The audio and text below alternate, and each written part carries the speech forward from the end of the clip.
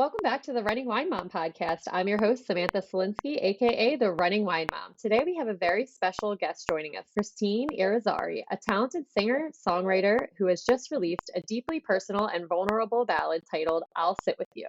This song is her first about motherhood, and it resonates with the strengths, struggles, and beauties of parenthood. Inspired by her journey as a mother of four, including two adopted children with early trauma and special needs, Christine's music offers empathy and support to those navigating the challenges of parenthood and personal growth. In today's episode, we'll dive into Christine's story, exploring the inspiration behind her new song, her experiences as a mother, and the powerful message she hopes to share with the world.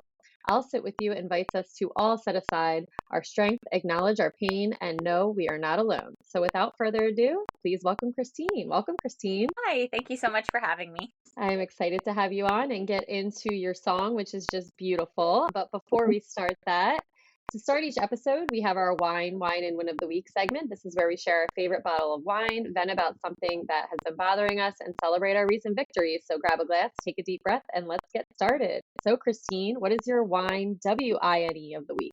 So I'm more of a whiskey drinker typically, That's but fine. around Christmas time, I love like a mulled wine. I think just fits the season well. And then in the summertime, anything kind of fruity. I like sangria. Mm. That's where I lean typically. What kind of whiskey do you like? Bourbon. Bourbon, Yeah, Bullet bourbon's my favorite. Oh, Bullet. Okay. Do you drink that all year round? Or my husband's more of a whiskey drinker in the winter, and then the summer he kind of switches up. So what is your WHINE of the week? It has got to be dealing with insurance companies.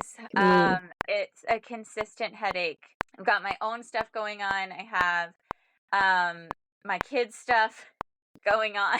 And it's just consistent brick walls. So I wouldn't even say one of the week, one of the year, one of the last 10 years. It's got to be insurance. Insurance is so frustrating. Like the doctor that I went to, literally, like, sometimes it will charge, sometimes it will not. It's like coded the same. And I'm like, well, why? They're the same appointments. Why is it getting charged for some of them, but not others? It's Yeah. like, and nobody has an answer. It's like billing says to call the doctors. The doctor says to call billing. Billing says call this person. And I'm like, my husband deals with. Headache. Yeah. So what is your win of the week? My win of the week, it's got to be finding out. So my sister is in theater, and I have four sisters, and we've all done musical theater, written music all throughout our lives. So she and I just got off the phone. That's why it's fresh in my head. She found out that the theater which she performs at is going to be doing Waitress the musical, which is like our top bucket list show. Oh my gosh. So she's very excited. I'm very excited for her. My daughter Ellie, who's also in theater, is very excited for her. That's what we were just chatting about. That's so exciting. Is she in around this area, or is she She's somewhere in else? Pittsburgh. Okay, awesome. I know the theater. It's funny, one of the girls I work with, her sister was out in Pittsburgh for a while at one of the theaters as well. And she always spoke so highly about the area with their theater. Great programs. Yeah. Yeah. That's great. Congrats to your sister, and for you guys to be so excited for her. So I always like to ask my guests, what is one significant challenge you've successfully navigated, shaping your journey to where you are today, and what accomplishment are you most proud of in your life? So while I would not change a single second of the adoption journey, I would say that's got to be up there on the challenge list. The kids, the second that we met them, it was 100%. Yes. If that was all that it took, it would be a different answer. But from the time that we met them, it was very evident that there were going to be a lot of additional needs involved. So just getting services right away, navigating the system itself to be able to finalize the adoption. And then, throughout the last, what is Julie 14? Like 12 years or so now, consistently trying to fight and get what they need for school, for life. I guess navigated isn't quite how I'd put it, because it's still navigating, but the accomplishments that they've been able to make throughout their lives, the safe spaces that they exist in now, and what they do have available to them is a huge win. And I just know that we'll kind of continue pushing that direction, and the wins will just keep coming. Yeah, that's amazing and so wonderful that to have that they're very lucky to have someone who's such an advocate for them because not every kid does have that. So, It's so um, hard. yeah, it's hard. It's like I know a lot of my friends who their kids have either medical diagnosis or other issues. I mean, it's a full-time job speaking to them about how many appointments they have a week, how they're on the phone with people nonstop, and I just give you so much credit for being able to continue to navigate that. Yeah. And I mean, it is, I do count my blessings in that I've been able to have flexible enough Mhm. employment throughout this time that I can do all of those phone calls. I don't know what it looks like for somebody who has kids Yeah. with special needs and like a typical 9 to 5 job. I don't know how they make that happen.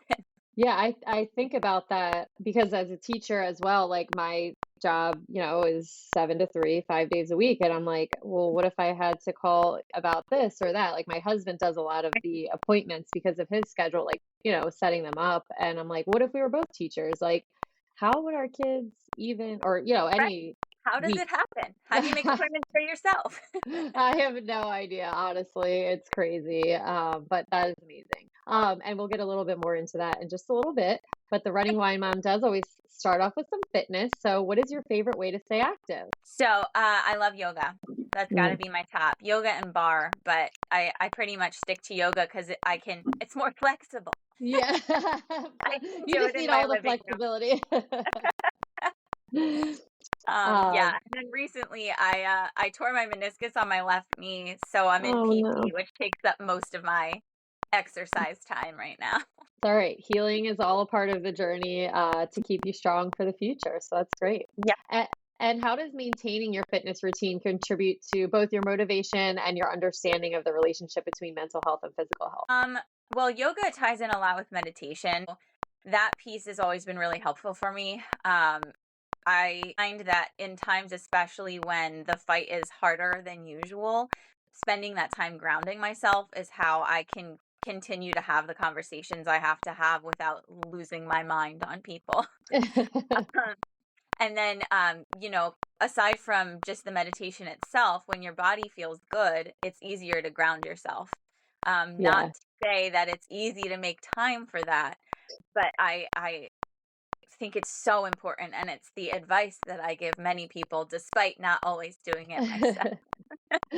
Just got to keep preaching it. I know there's there right now, June is always so crazy for us with just the end of the school year and lots of different events happening, I feel like. And so I feel like every June my working out takes kind of like a back seat. And but I'm always like, yeah, everybody just like keep working out, keep doing it. Yeah. Like meanwhile, it's like a hot mess over here.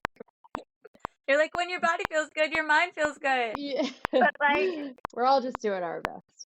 we are. Um, So let's get a little bit more detailed into your family. So you have, tell us about them. So yeah, I have 4 kids. My oldest is my biological son, Robin, and then Juliet is my adopted daughter. They're only 2 months apart, so they're both 14. And then Eliana is my younger biological daughter, and she will be 13 in September. And then Mhm. Anthony's my youngest adopted, and he turned 12 in April. So they're about like 6 months apart. Oh my So gosh. yeah, So it's you, crazy. so how old were your adopted children when you adopted them? Julie, we met her on her 4th birthday, and Anthony was 18 months old. So they were pretty Okay. young. Wow. So And then, how, yeah. so you already had the two kids when you Mhm. met the other two. So how did that come about? What made you decide to adopt them? And tell us all about it. Um, so at the time, there were some family friends that were respite care for foster, and they were placed with Julie and Anthony's older biological brother. So they reached out and said, kind of, okay, so we've got this 7-year-old and this 10-year-old, and we don't really have anything for them. Like everything they had was for younger kids, and we're looking for clothes and things like that. So I had sent it on to my mom because we had a million kids. She kept things. Um, Yeah. And then while that was happening, she emailed again and she said, we actually got placed with their 2 younger siblings as well.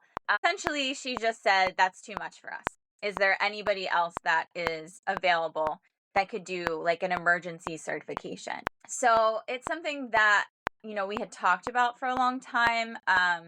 And we were pretty young, had like a fairly conservative background growing up. So it was one of those things where we kind of just jumped in feet first and we're like, let's see how this goes. And then once we met Julie and Anthony, then it's, that's really game over. Mhm. We met them, and Julie at the time, like I said, she was just about 4. She was pre-verbal, so only a couple words. And she took to us super quickly. And then Anthony was just this little like round ball of dough of a child. I mean, Aw. and just unreal, like long eyelashes, the sweetest. So, and then at the time, it was going to be temporary. We had just moved into our house in September, and this was December. Yeah, it's crazy, but like worth it when we're here now. When I look back, I'm just like, oh my God, like I was 25. Crazy. I'm like, I have 2 children and I'm in my 30s and I cannot imagine anything that you're saying right now. Yeah, it was nuts. And then 4 preschoolers at once. So Yeah. we worked for our certification pretty quickly. We were able to take classes and get it by March. But Wow. by the time March came around, I had already started the process, the paperwork and everything that was going to be needed. We were on the court documents. At that point, their parents still had rights. Their rights had not been removed yet. So we were doing visitation. We had already met them. But shortly thereafter, unfortunately, their bio mom kind of dropped off the map and we weren't Mm. sure where she was for a while.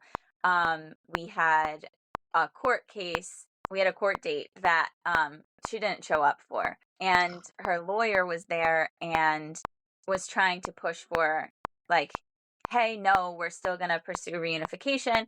And the judge was basically like, well, where is she? Mhm. Like, she's not here. This is inconsistent. And it's rough for the kids because we would show up for visits. Sometimes they were there, sometimes they weren't there. Oh. So at that point, then we started pursuing the termination of parental rights, which is, at the time, these things seem much more black and white. It's obviously they're not being taken care of. Parental rights should be terminated. They should be in a safe home. But through the years of knowing them, this understanding of how deeply painful that is, even to a mother who knows, Mhm. hey, this isn't something that I'm going to be able to do. I'm not going to be able to take care of them the way that they need to be taken care of. And a moment that I go back to that at the time was such a whirlwind because we were there. It was court. We're signing documents. She came to the signing for termination of parental rights. And when we were leaving, we were walking out, and she walked up to me and she was like, "You're gonna take care of them, right?" And I said, "Yes, Oh. of course, I know." And Oh like my in the God, the moment, chills. really Yeah. like flew through it. And she gave me a hug and she was like, "Okay, please take care of them." And Oof. like, I know. I know. Sorry, I know. I'm like getting No, teared up. it's I fine. just can't imagine. And so I feel like through the years that as things kind of settled and I've looked back on that to think about, the deep love that is there, even in the Yeah. scenario where, she knew her mental health wasn't great, her physical Mhm. health wasn't great, she struggled with addiction, all of these things that were really kind of out of her control, but then to take that step and not have, it wasn't a forcible removal. She showed Right. up, she signed the paperwork. So Yeah. yeah, so that's the beginning of that story. And then we, 4 preschoolers. I was a preschool teacher at the time, so I was teaching preschool all day, and then I Oh had my my preschool in the evening. God. It was Oh my gosh. crazy. I don't know. I think that whole time period of my life is a full blur. I don't Oh, it know. has to be. It's like there's no I think if That's it was that's what it is. clear, you might have been doing something wrong. Yeah. So I think Yeah, that it's a right? blur. So did you know that they had special needs are they the children with special needs? That Mhm. you're those okay, sorry. I just wanted to did you know that when you adopted them or did you find that out during the process? So Julie, yes, because she was 4 and not really speaking. Right. We knew there was a chance that it could be just trauma Hmm. related, but there were some other developmental delays that were pretty obvious. Again, could just be trauma, but Hmm. it being an educator, I'm sure you Yeah. start to recognize things that are Right. just differences. Anthony was younger. We knew he was a little bit physically behind, but aside from that, he had a couple words. For him, it was more he was from even that young, like hyperactive, Hmm. high level hyperactive. And we knew that he had a brain injury at 6 months old. Um, he still today struggles with impulsivity. His brain just doesn't operate correctly in order to tell him this is safe, this isn't. And we've been able to do a lot of therapy, found a great medication regimen that works really well for him, which is huge and has been great for him. This school year is our first, like I would say, successful school year. So Yeah. great win for him. His self-esteem is higher than I've ever seen it. So that's amazing. But we weren't sure how things were gonna boil down with Anthony. But again, I was around kids my entire life. And so it was Yeah. kind of that knowing that you get where you're just like, Yeah. okay, I mean, I just recognize that it's different. And also having parallel, Juliet is being raised directly next to Robin, same age. Eliana and Anthony, same age. The drastic kind of comparisons, you don't want to compare kids, but at the same time there should be some developmental similarity. And it was pretty dramatic to see the differences. So, obviously, as we were saying in the beginning, having you as an advocate is so important for them. What are some of the hardest things about having to advocate for your children that you didn't expect? I think that I didn't expect to have to prove it so often, what their needs are and why their accommodations need to be adjusted, why they need more than they already have. I I find it completely exhausting every time that we end up with a new team member, um, Mm, to have to go back through. Yes, this is something we tried already. Here is the date that we tried it. Here is how long we tried it for. It didn't work. That's why we're moving on to this yeah, next thing.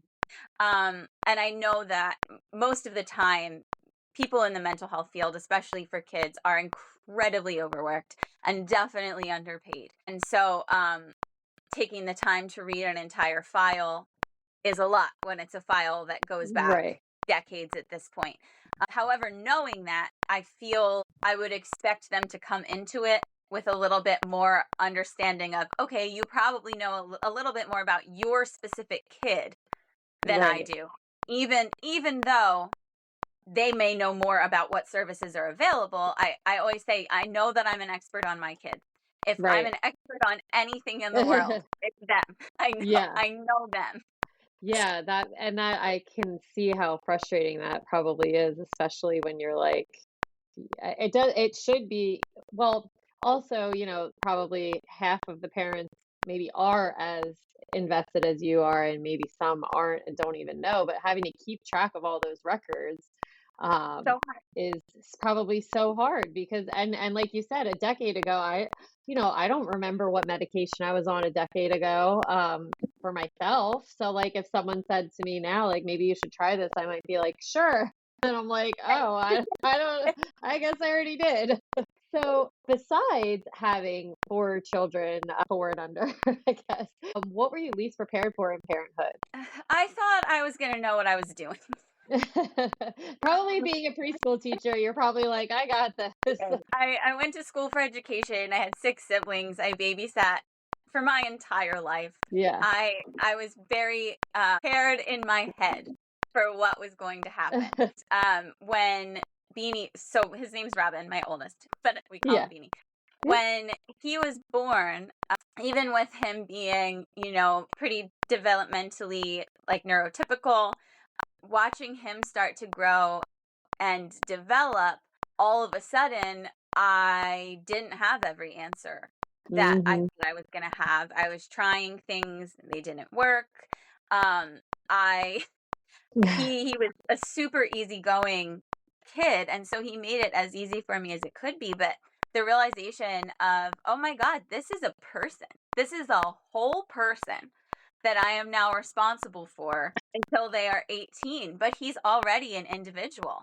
And how do I allow him to foster that sense of self while figuring out how to navigate this super complicated world? It became really apparent to me really quickly that being a teacher is just so different than being a Yeah. mom. The very like step-by-step way, regimented way that you can run a classroom is just so different than what it looks like in your house.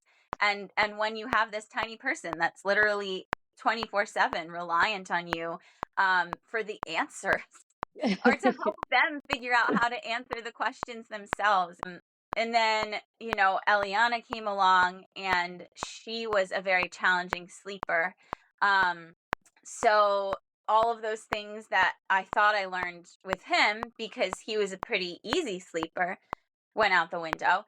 And Mm-hmm. I couldn't do cry it out for myself. I, of course, had a million people saying, well, you just have to do it. And it didn't work for me. I spent too much time crying myself for it to work for me. Um, Right. and she just wanted to be near me. I feel like that was the other thing that I came around to rather quickly once it was my kids, is just having your child need you, especially at that young of an age, is going to teach their brain that they get to need you. And so Mm-hmm. then for the rest of their lives, what their brain says when they are overwhelmed or sad or scared is, here's who I can go to for that.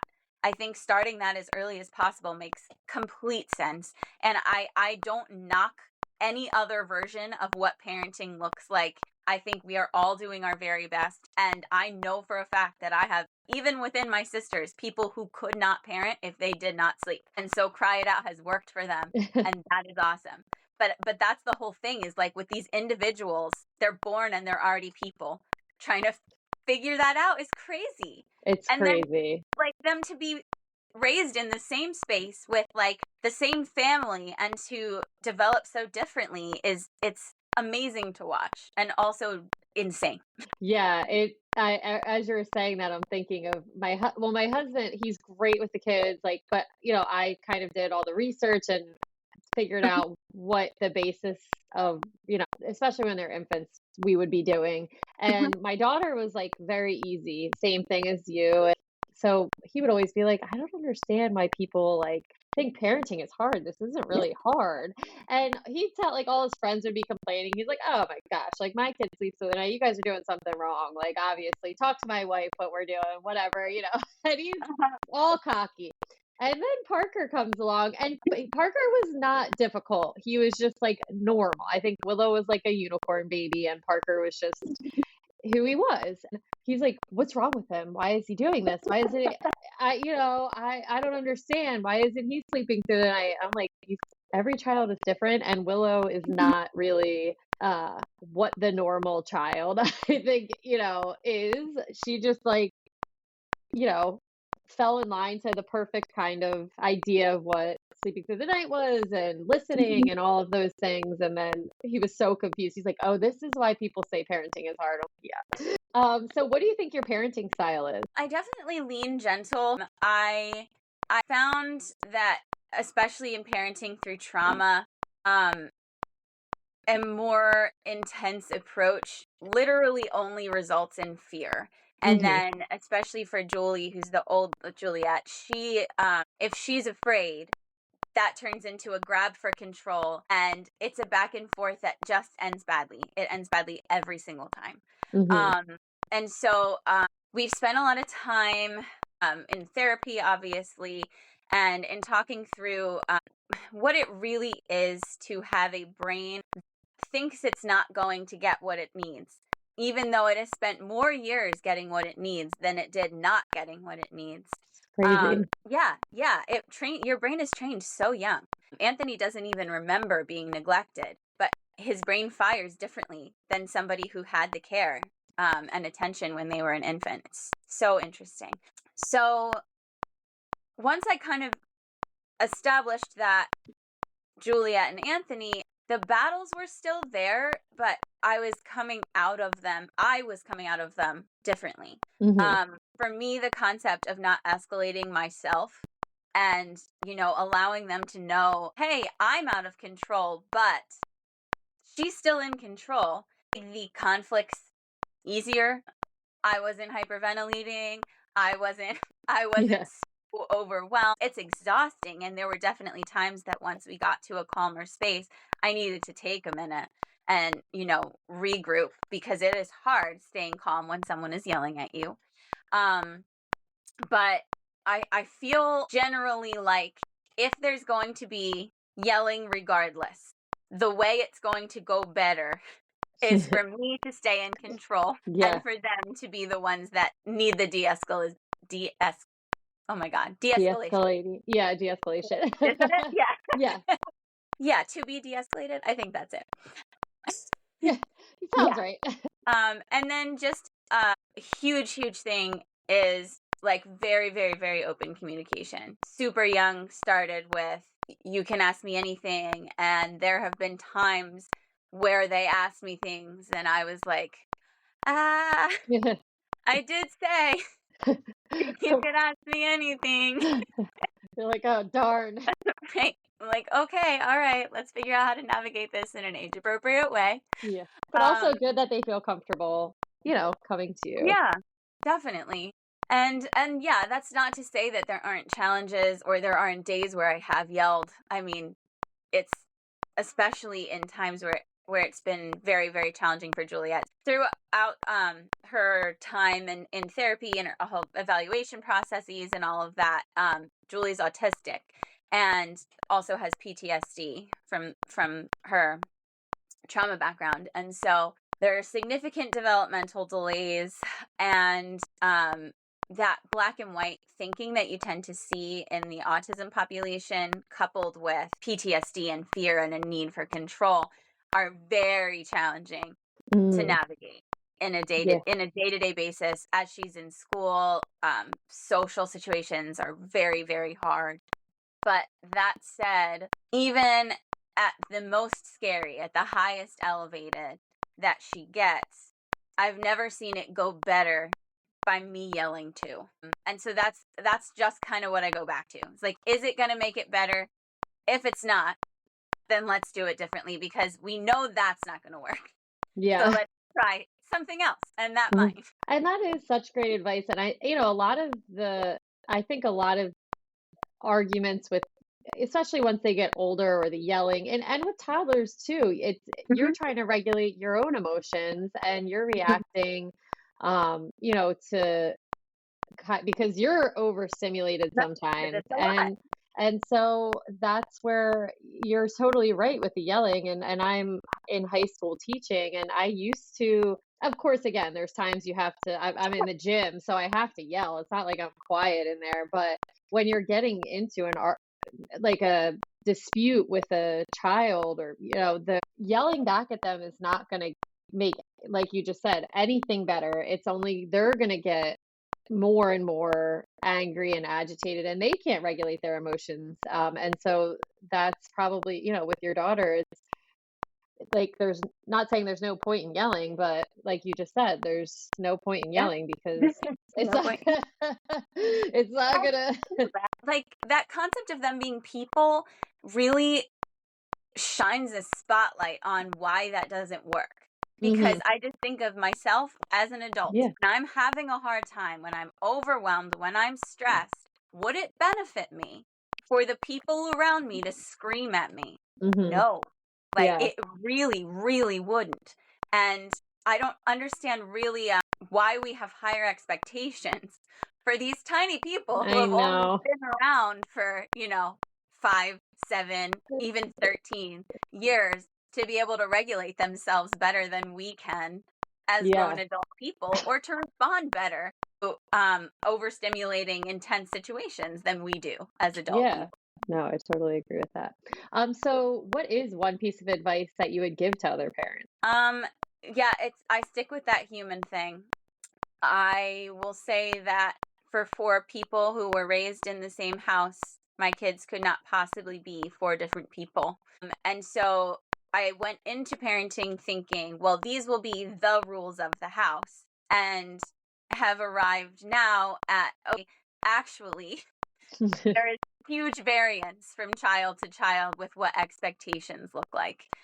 That was extra tricky with having two biological, two adopted, because I never want to look like, okay, I'm making exceptions for my biological kids, or I'm making exceptions for my adopted kids. It's been a lot of times that I have to forcibly turn that voice off in my head and say, no, it is not about that right now. This is what Anthony needs in the moment, as a person, as an individual. Yeah. That's it. That's the big one. Yeah, and it's so, I mean, being a classroom teacher, you know that you can't have a class with the same, and you can have expectations and rules, but you can't, each kid is different and you have to treat them differently. Mhm. So let's get into your song. So your latest song, I'll Sit With You. It's incredibly personal and vulnerable. It's beautiful. Can you share the story behind it? What inspired you to write it? Yeah.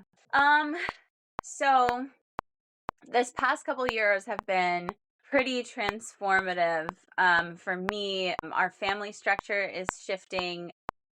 So Robin and I, we were together starting at the age of 14, and we're currently in the process of our relationship changing, and more co-parenting than just a like romantic relationship. And so that is very complicated. In analyzing some of the reasons behind that, the reality is that he is a wonderful, wonderful person, amazing father.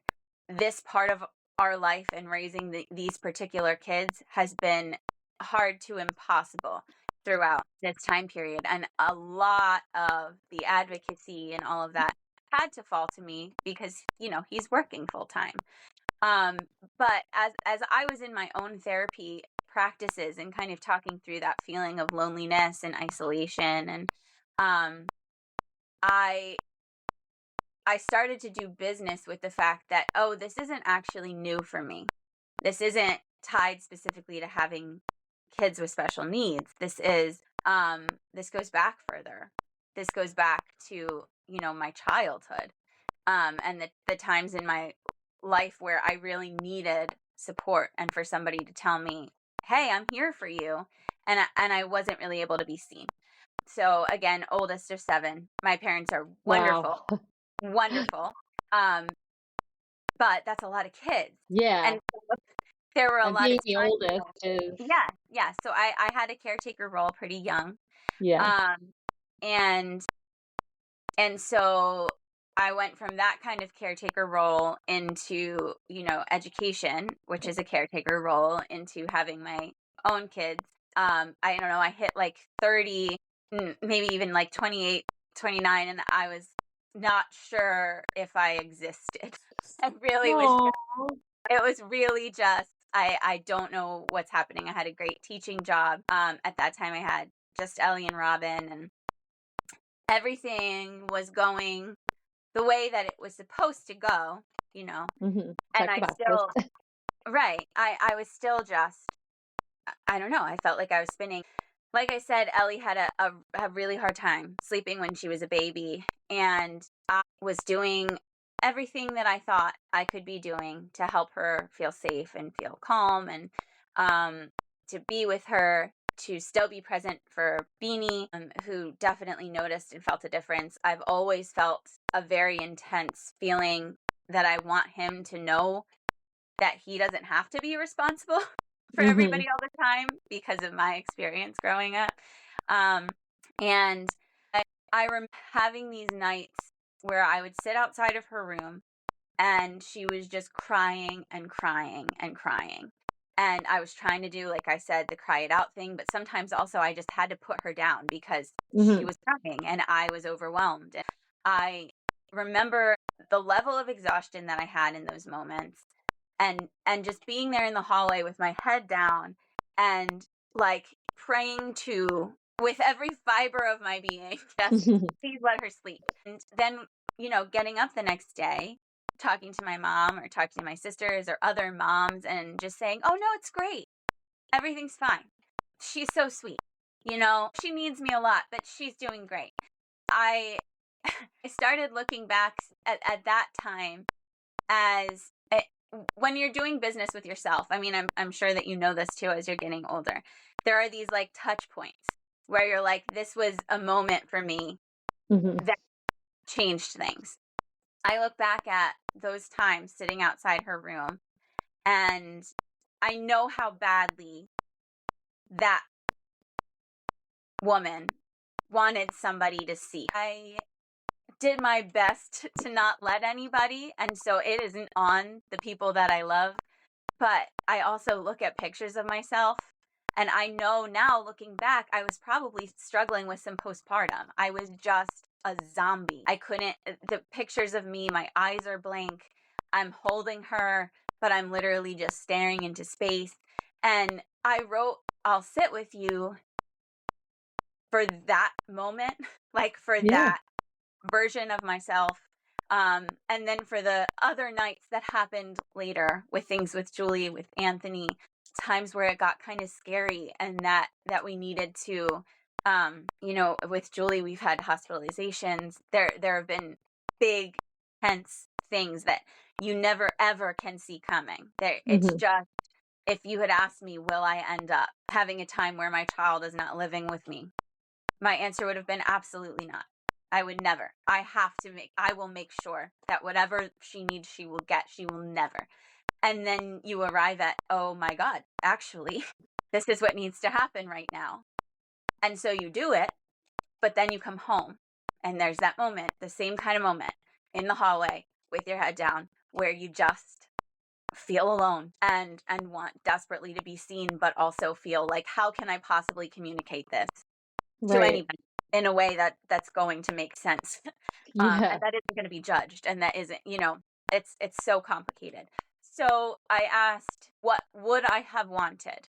Because advice isn't it in those moments, and the answer is somebody literally to just sit down and just stay there and just say, this is really hard, and that's it. Yeah, and then that's what the song is. No, thank you for sharing. I'm like, as you're talking, I mean, the song itself is like, I don't know if intense is the word, but like listening to it, it was just everything, like a lot of things were like bringing me back to kind of like the early days with, and I was just talking with my girlfriends about, we were out to dinner last night and we're like, all these kids or all these moms, like, they don't tell you all of this stuff is normal that's happening, where like, you're having these feelings, or you just see what's on, especially now, what's on social media or in pictures, Yeah. or you're saying to your family, yeah, everything's like fine, it's good, this is normal, but your normal is really hard, and everyone else also feels that, but like nobody kind of understands that everybody else is feeling it, and Yeah. just having someone, just like you said, sit with you. So what do you think? I mean, the song, again, it has so much empathy and support. What do you want people to take away from it if they're feeling that way in the moment, I guess, as a mom? Like, what can they want someone to sit with them too, but what do they do now after listening to that? Yeah, my hope is for in those moments, especially if there isn't somebody right there that can sit with you, is for it to be a reminder that you just are not doing it alone. Like, you just aren't. There are so many moms, parents, I mean, people, when we're talking about that deep sadness, that are feeling this. Sometimes when it feels most isolating, that reminder can at least, make you feel held. That's, I guess, what I'm hoping. I'm hoping that the song will make people feel held. And then aside from that, the big hope is that it's a vulnerable enough song that it touches on enough types of need that it would allow people to feel less like they can't say something Hmm. if they need it, if they need somebody to just sit with them. I'm hoping that Yeah. even if it happens for one person, I'm hoping. No, I think that that is great. And as someone who, like, that's what kind of I was going to go into sort of with the next question, like the message of it with the fast-paced world that we're living in today, it's almost like people don't have time to sit down with their, it's Hmm. with my friends, like I said, last night we had planned this dinner, but like we don't go out to, we all have kids. I think there's like 13 kids between, the five or six of us. And it's like we can't do that every day. And we kind of Sure. caught up, and you only have 2 hours to talk. And then you're like, we text here and there. But, why do you think that the message is so important in today's fast-paced world? I think that one piece of what we can consider in motherhood right now is that something like sitting with a friend doesn't have to look like physically sitting with them. What I've noticed with my best friend and with my sisters is that often what that looks like is a reach out via text. Today is really overwhelming. I'm about to lose my mind. Like literally just putting that out and then getting a text back of, "Oh my God, days like that suck." That's so hard. It restabilizes, and it just reminds you like, okay, now somebody else is thinking about me. Like Hmm. a little bit. Not that they have to stop their day, not that they have to do less for their kids or their family. Um, but that reminder, that gentle, quick, "Oh, I'm not by myself," I think is the easiest way for it to be accomplished in the world that we live in right now. And then outside of that, too, I think a lot of us have a pretty loud internal voice that tells us we, number one, need to be okay, number two, need to be strong all the time, and then somehow if we're not doing that, we're not doing a good job at being a mom. And so for myself, um, I have started picturing myself talking to these younger versions of myself, kind of trying to heal those pieces. And in those moments where I do again feel really by myself, really alone, speaking out loud, just I'm doing my best. I love my kids. My kids are safe. Is helpful. And I know it probably sounds crazy to people around me sometimes, but it's really No, helpful.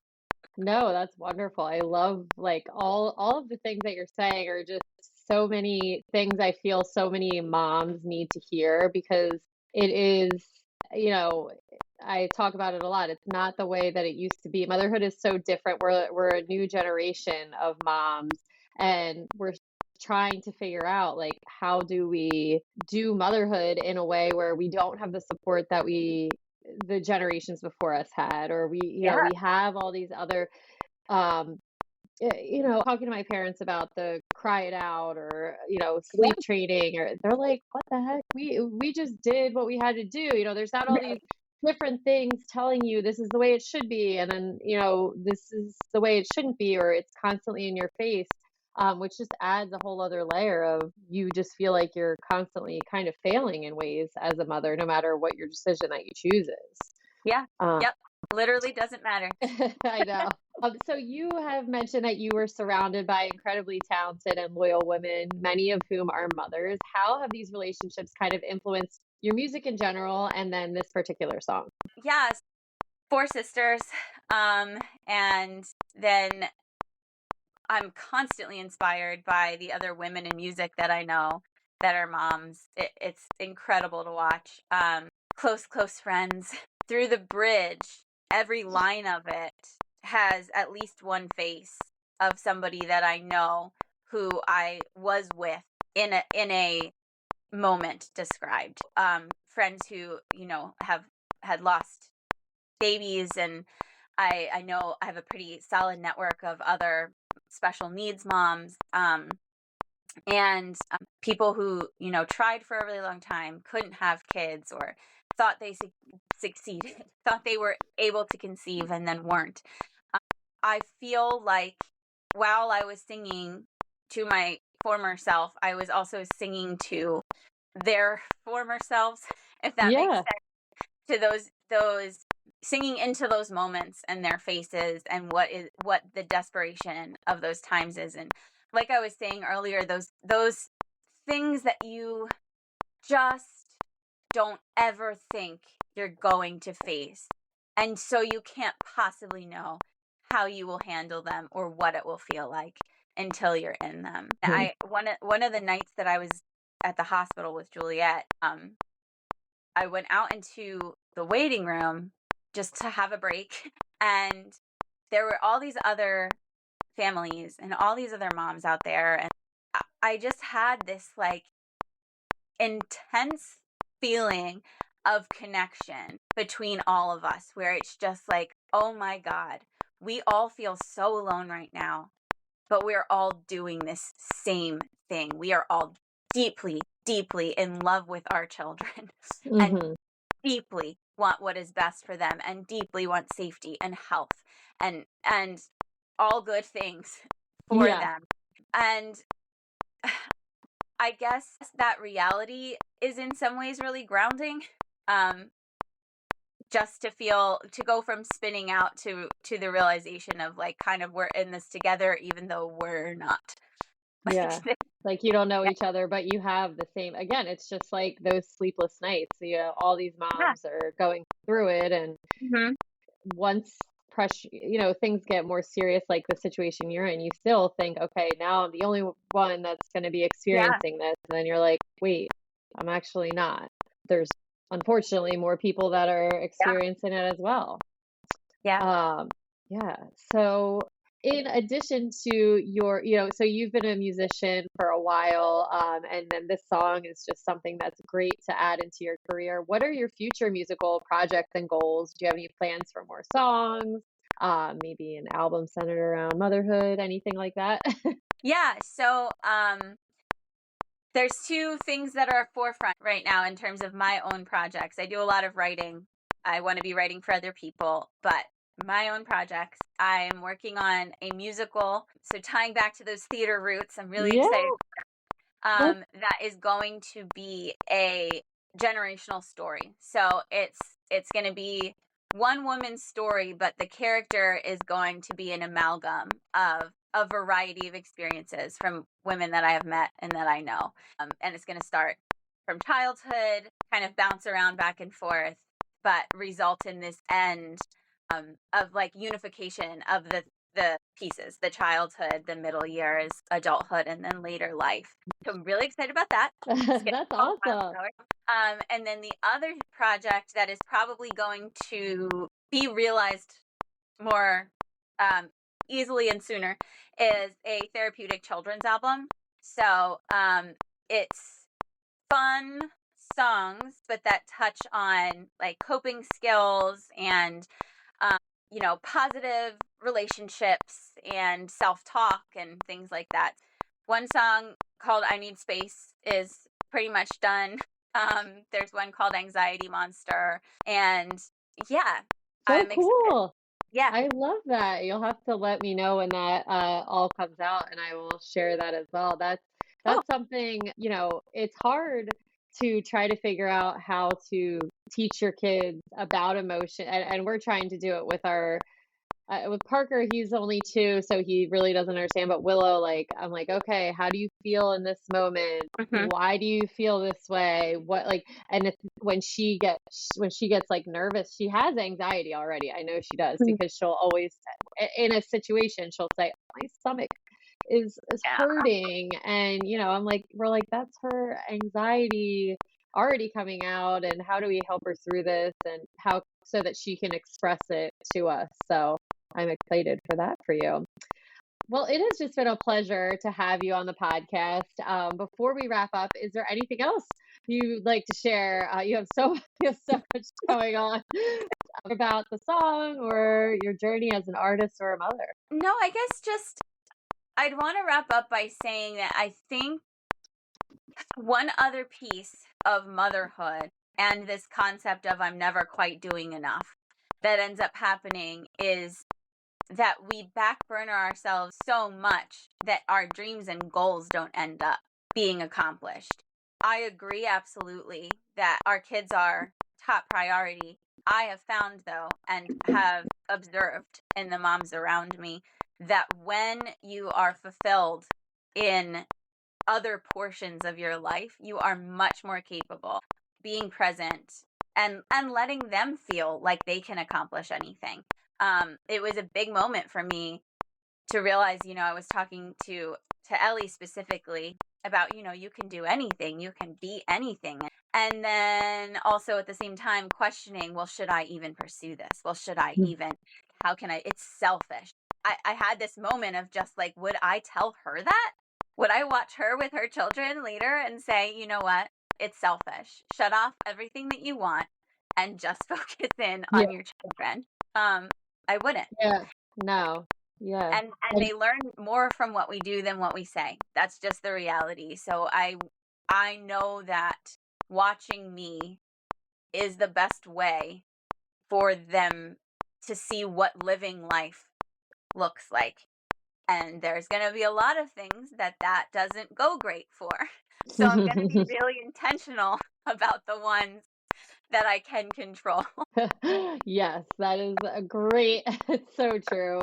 They are so lucky to have you as a role model and doing all of these things. And I was just thinking, so many parents do think they have to stop when they have kids, and you'll re-pick up. Well, what does that look like in 25 years from now? You'll figure it out. Like, that's a quarter of your life, maybe. That's a lot of time to just stop. I love that. All right, that's the perfect way to end it. That's going to bring us to the end of another episode of The Running Wine Mom. I want to extend a heartfelt thank you to Christine for joining us today and sharing the beautiful and poignant story behind her new song, I'll Sit With You. Christine's journey as a mother and artist has truly been inspiring, and her music offers a powerful reminder that it's okay to pause, acknowledge our pain, and simply sit with our feelings. Her message of empathy and support is something we can all benefit from, especially in the demanding roles we play every day. So don't forget to listen to I'll Sit With You, a song that I'm sure will touch all of your hearts just as it has touched mine. And as always, if you enjoyed this episode, please consider subscribing, leaving a review, and sharing it. You can follow me on Instagram at @therunningwinemom_. And Christine, where can the listeners find you? At Christine Irizarry Music on all platforms. And I will link all of that. So thank you so much. Thank you, Christine, for joining today, first of all. And thank you, everyone else, for listening. Remember, you are strong, you are capable, and you are all amazing. Until next time, keep running, keep sipping, and keep embracing the joy of motherhood. Cheers, and I will be back next Tuesday. Sometimes the world is loud, it's very, very loud, and there are just too many people moving all around. My body feels too tight, my brain feels all mixed up. I don't want any help, I don't want to be touched. I need space, and that's okay. It doesn't mean I'm mad at you, it just means I need to walk away. It's too much, I'm overwhelmed.